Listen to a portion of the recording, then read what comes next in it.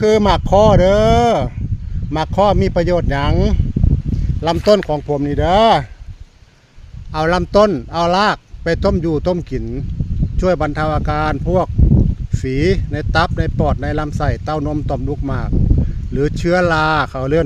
ลยเรียกว่ามะอะไรพี่น้องเอ้ยเพิ่นสามารถช่วยไปบรรเทาอาการพวกเชื้อราในปากในลำคอเด้อใครเป็นมะลองเอาไปต้มกินแล้วบ้างเด้อเอาส่วนรากส่วนลำต้นของเพิ่นไปต้มกินช่วยบรรเทาอาการได้อย่างดีนะเปลือกของเพิ่นนี้เพิ่นยังสามารถช่วยไปบรรเทาอาการพวกท้องร่วงเด้อ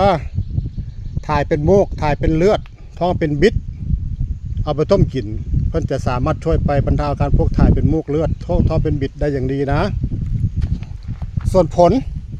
ช่วยขับถ่ายเป็นยาระบายกินหน่อยเป็นยาระบายกินมากเป็นยาถ่ายเด้อไผถ่ายบ่ออกเอาผลเพิ่นนี่ไปต้มกิน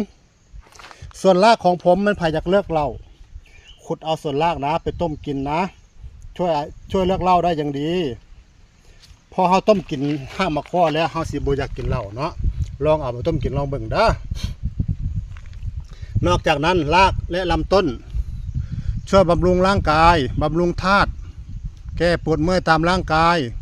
แก้ปวดเส้นแก้ปวดเอ็นใบเด้ตาสนีนี่คือใบของเพิ่นเด้อใบมะข้อแก้ปวดเส้นแก้ปวดเอ็นเพิ่นยังสามารถช่วยไปบรรเทาอาการพวกปวดท้องหลังประจำเดือนมาเด้อสตรีเอาต้มอยู่ต้มกินเด้อลองต้มกินเบิ่งเผื่อซอยได้เนาะที่แน่ๆหลักๆคือบรรเทามะเชื้อรา